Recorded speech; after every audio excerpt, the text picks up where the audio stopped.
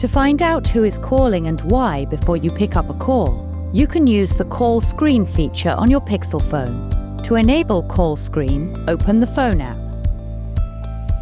At the top right, tap the three dots.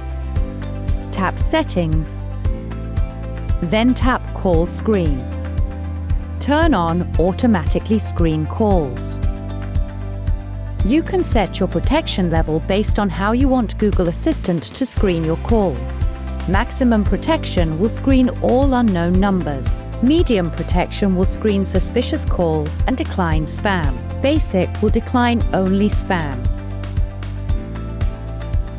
When you receive a call, you may see the option to screen the call. Tap Screen.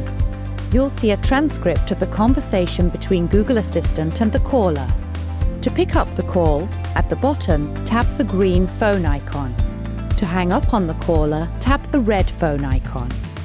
You can also have Google Assistant report the call as spam, ask for more information, ask the caller to call you back, and more.